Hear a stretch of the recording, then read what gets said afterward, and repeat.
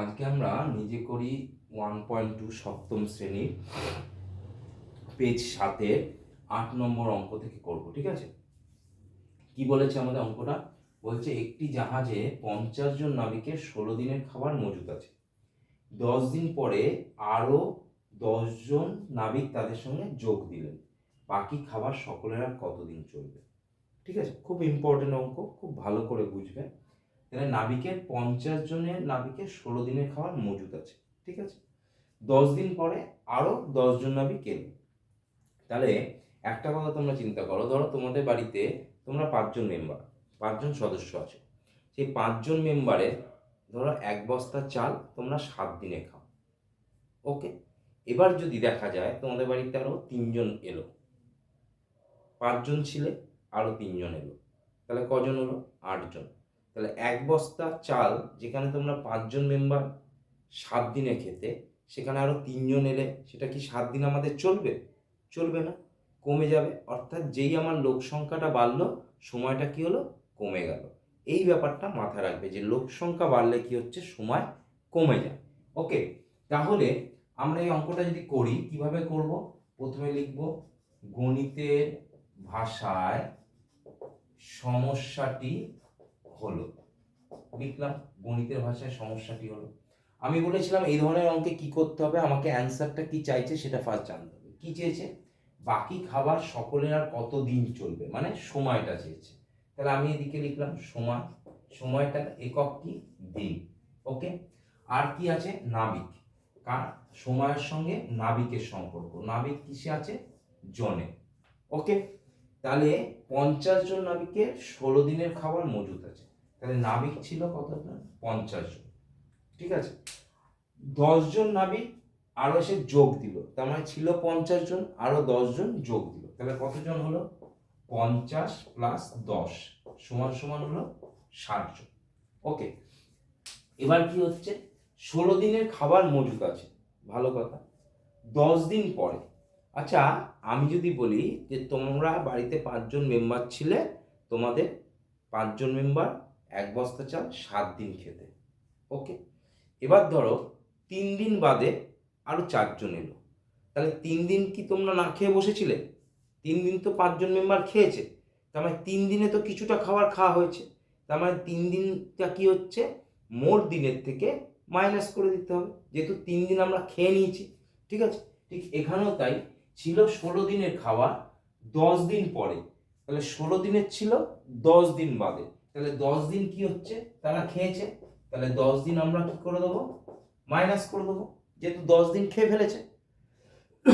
Sorry, 10 দিন যেহেতু খেয়ে ফেলেছে, তাহলে 10 দিনের সময়টা আমরা কি করব?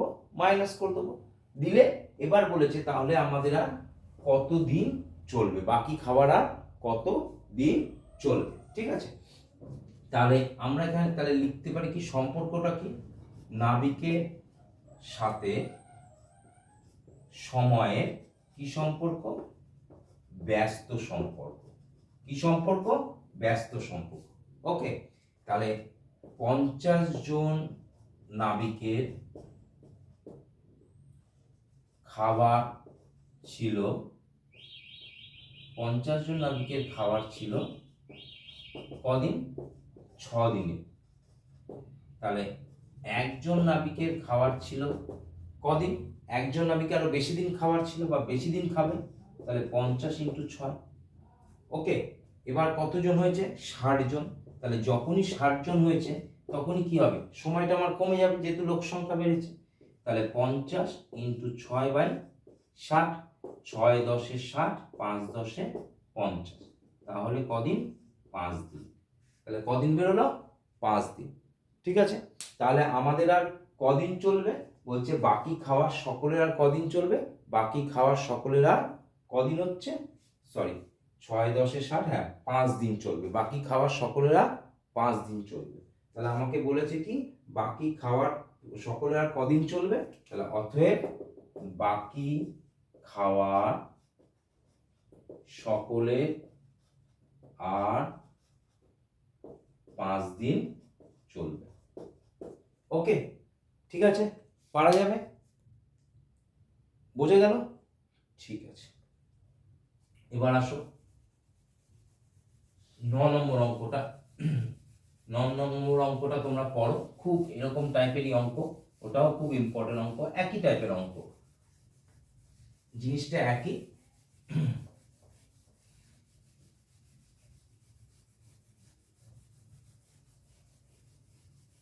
কি বলেছে অঙ্কটায়?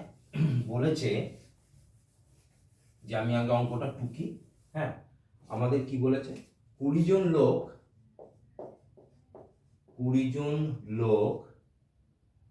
ঠিক করলো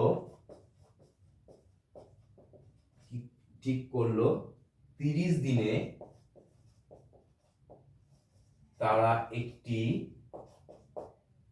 দিনে তারা একটি বাড়ি সারানোর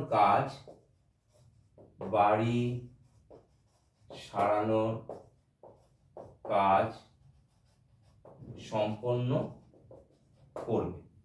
বাড়ি সারানোর কাজ সম্পূর্ণ করবে, সম্পূর্ণ বা সম্পন্ন যাই হোক, সম্পূর্ণ করবে, ভালো কথা। কিন্তু 6 দিন পরে তাদের মধ্যে আরো কি বলেছে, আরো 8 জন লোক অসুস্থ হয়ে গেল। আরো 8 জন লোক অসুস্থ হয়ে গেল, ভালো কথা। হিসেব করে দেখি কতদিনে তারা বাড়ি সারানোর কাজ শেষ করবে। হিসেব করে দেখি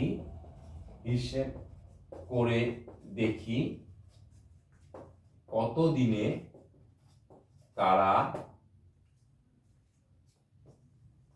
বাড়ি সারানোর কাজ শেষ করবে। হিসেব করে দেখি কতদিনে তারা বাড়ি সারানোর কাজ শেষ করবে। তাহলে কি বলেছে, যে 20 জন লোক ঠিক করলো 30 দিনে তারা একটি বাড়ি সারানোর কাজ সম্পূর্ণ করবে, মানে 20 জন লোক 30 দিনে একটা বাড়ি সারাবে, কিন্তু 6 দিন পরে তাদের মধ্যে আর 8 জন লোক অসুস্থ হয়ে গেল। হিসেব করে দেখি কত দিনে, সেই আমাকে কত দিনে অর্থাৎ সময় চেয়েছে। তাহলে আমরা কি করব, লিখি, গণিতের ভাষায় সমস্যাটি হলো আমাকে কি বলেছে, সময়। তাহলে সময়টা আমরা এদিকে লিখি, দিন, আর কি বলেছে, লোক সংখ্যা, ঠিক আছে, লোক সংখ্যা আমার কিসে আছে, জনে। ওকে, তাহলে যেহেতু বলেছে 20 জন লোক ছিল, তাহলে লোক সংখ্যা হচ্ছে আমার 20, লিখলাম। এবার বলেছে 6 দিন পরে আরো 8 জন অসুস্থ হয়ে গেল। তাহলে 8 জন যদি অসুস্থ হয়ে যায়, তাহলে 20 জন লোকের মধ্যে 8 জন অসুস্থ হয়ে যাচ্ছে, তার মানে কি 20 জন লোক কি পুরো কাজ করতে পারছে না। তাহলে 8 জন অসুস্থ হয়ে যাচ্ছে, মানে 8 জন কি হয়ে যাচ্ছে, মাইনাস। তাহলে লোক সংখ্যা কত থাকছে, 12 জন। ওকে, তারা 30 দিনে কাজ করার কথা, 30 দিনে করার কথা, কিন্তু 6 দিন বাদে 8 জন অসুস্থ হয়ে গেছে। তাহলে 20 জন লোকে 30 দিনে করার কথা, সেখানে 6 দিন বাদে, তার মানে 6 দিন অবধি তো 20 জন লোক কাজ করেছে। তাহলে 6 দিন অবধি যেহেতু 20 জন লোক কাজ করেছে, সেহেতু 30 দিনে করার কথা। তাহলে 30 থেকে আমরা কি করছি, 6টা মাইনাস করে দিচ্ছি, তাহলে থাকছে 24। কেন স্যার মাইনাস, কারণ 6 দিন বাদে অসুস্থ হয়েছে, তাহলে 6 দিন অবধি 20 জন লোক কাজ করেছে, ঠিক আছে। তাহলে বাকি কাজটা 12 জন লোকে কত দিনে করবে, 12 জন লোকে বাকি কাজটা কত দিনে করবে, ঠিক আছে। তাহলে লোক সংখ্যার সাথে সময় কি সম্পর্ক, ব্যস্ত সম্পর্ক। ওকে, তাহলে 20 জন লোক একটি বাড়ির কাজ করে সমান কদিনে, 24 দিনে। তাহলে একজন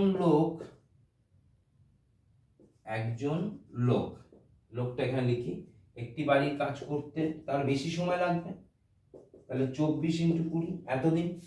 এবার 12 জন লোক,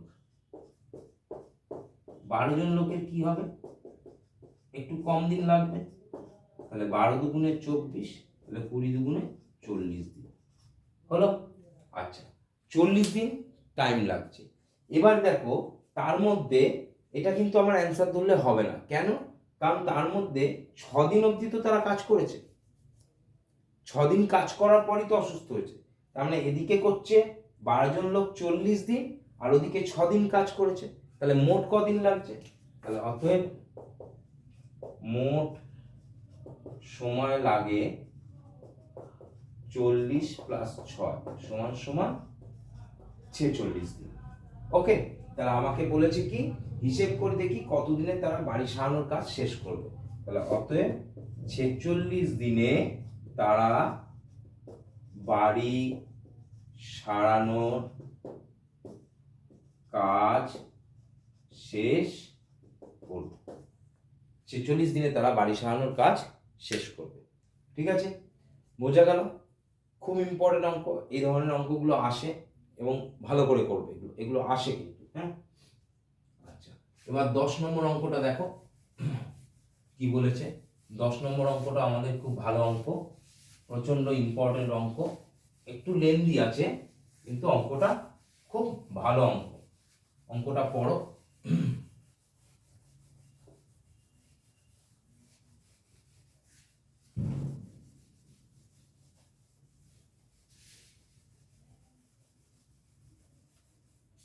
কি বলেছে, খুব ভালো অঙ্ক। বলছে 25 জন কৃষক 12 দিনে 15 বিঘা জমি চাষ করে। 25 জন কৃষক 12 দিনে 15 বিঘা জমি চাষ করে, ভালো ব্যাপার। তাহলে 30 জন কৃষক 16 দিনে, তাহলে 30 জন কৃষক 16 দিনে, 30 জন কৃষক 16 দিনে কত বিঘা জমি চাষ করবে? 16 দিনে কত বিঘা জমি চাষ করবে, ভালো কথা। তাহলে আমরা করি, গণিতের ভাষায় সমস্যাটি হলো, গণিতের ভাষায় সমস্যাটি হলো কি বলেছে, বলেছে 25 জন কৃষক 12 দিনে 15 বিঘা জমি যদি চাষ করে, তাহলে 30 জন কৃষক 16 দিনে কত বিঘা জমি চাষ করবে। দেখো এতক্ষণ আমরা দুটো সাবজেক্ট নিয়ে করছিলাম, মানে দুটো বিষয়ের উপর, যে নাবিক সমান, লোকসংখ্যা সমান। এখন যেটা হচ্ছে তিনটে বিষয়, কি কি আছে? কৃষক, সময়, জমি। 25 জন কৃষক 12 দিনে 15 বিঘা, তার মানে বিষয় তিনটে বিষয়, কৃষক মানে লোক সংখ্যা, সময় এবং জমি, তিনটে বিষয়। জিনিসটা একই হবে, একই রকম পদ্ধতি হবে। তাহলে 30 জন কৃষক 16 দিনে কত বিঘা জমি চাষ করবে, কত বিঘা জমি। তার মানে আমার এদিকে লিখি জমি, এদিকে লিখি সময়, আর এদিকে লিখি কৃষক। ঠিক আছে, কৃষক। তাহলে কৃষকটা কিসে লিখবো, তার একক জন, সময়টা কিসে আছে দিন, আর জমিটা কিসে আছে তার একক কি বিঘা, তার একক কি আমার বিঘা। ওকে, বোঝা গেল? তাহলে বলছে যে প্রথমে আছে 25 জন কৃষক 12 দিনে 15 বিঘা জমি চাষ করে, তাহলে 30 জন কৃষক 16 দিনে কত জমি চাষ করবে। এটাই আমার ছকটা, আমি ছকটা রেডি করলাম। ঠিক আছে, তাহলে আমরা এবার যেহেতু জমি বার করতে হবে, ধরো এটা নেই, 12 জন কৃষক 12 দিনে যদি 15 বিঘা জমি চাষ করে, তাহলে 16 দিনে জমি চাষ করবে আরো বেশি। এটাই তো স্বাভাবিক, 12 দিনে আমি যতটা কাজ করব 16 দিনে আমি বেশি কাজ করব, তাই তো? তার মানে সময়ের সঙ্গে জমির কি সম্পর্ক হবে, সময়ের সঙ্গে জমির সরল সম্পর্ক। ঠিক আছে, তাহলে অতএব সময়ের সাথে জমির কি সম্পর্ক, সরল সম্পর্ক, ভালো কথা হলো। এবার সময়টা চাপা দাও, তাহলে কি আছে, কৃষক আর জমি। 25 জন কৃষক যদি 15 বিঘা জমি চাষ করে, তাহলে 30 জন কৃষক নিশ্চয়ই আরো বেশি জমি চাষ করবে। এটাই তো স্বাভাবিক, 25 জনে যতটা জমি চাষ করবে 30 জনেরও বেশি। তার মানে কৃষকের সঙ্গে জমির কি সম্পর্ক, সরল সম্পর্ক। তাহলে কৃষকের সাথে জমির সরল সম্পর্ক। ওকে, এবার আমরা অঙ্কটা করি। তাহলে কিরকম করব, 25 জন কৃষক 12 দিনে চাষ করে সমান সমান 15 বিঘা। তাহলে 25 জন কৃষক একদিনে চাষ করবে কম। 25 জন কৃষক 12 দিনে যা চাষ করবে, 25 জন কৃষক যদি একদিনে চাষ করে, 25 জন কৃষকের 12 দিনে চাষ করবে যা জমি, 25 জন কৃষক যদি একদিনে চাষ করে তাহলে কম চাষ করবে জমি। হলো, তাহলে একজন কৃষক একদিনে চাষ করবে নিশ্চয়ই আরো কম জমি, আরো কম জমি। তাই জন্যে 12টা যেমন নিচে এলো, তেমনি একজন কৃষক হলে 25টা কি হলো, নিচে চলে এলো। যেটা এক আসবে তার ইয়েতে যেটা হবে সেটা নিচে চলে যাবে। এবার বলেছে 30 জন কৃষক, তাহলে 30 জন কৃষক একদিনে চাষ করবে। যখন কৃষক বাড়ছে তখন কি হবে, সেটা গুণ হয়ে যাবে, যেহেতু 30 জন কৃষক বলছে। একজনে একদিনে যা চাষ করবে, 30 জন যখন চাষ করতে যাবে আরো বেশি জমি চাষ করবে। এবার 30 জন কৃষক যখন 16 দিনে চাষ করবে তখন আরো বেশি জমি চাষ করবে। 15 × 30 × 16 বাই 12 × 25 হলো, ঠিক আছে। তাহলে কাটাকুটি করি, 5 5 এ 25, 5 6 30, 6 2 12, 8 2 16, 5 3 15। তাহলে 3 8 24 বিঘা। কত, 24 বিঘা। তাহলে আমাকে বলেছে কি যে কত বিঘা জমি চাষ করবে। অতএব 30 জন কৃষক 16 দিনে 24 বিঘা জমি চাষ করবে। 24 বিঘা জমি চাষ করবে। বোঝা গেল? পারা যাবে তাহলে? ওকে, ঠিক আছে। তাহলে আমার চ্যানেলটিকে যদি ভালো লাগে অবশ্যই লাইক, শেয়ার এবং কমেন্ট করে দিও।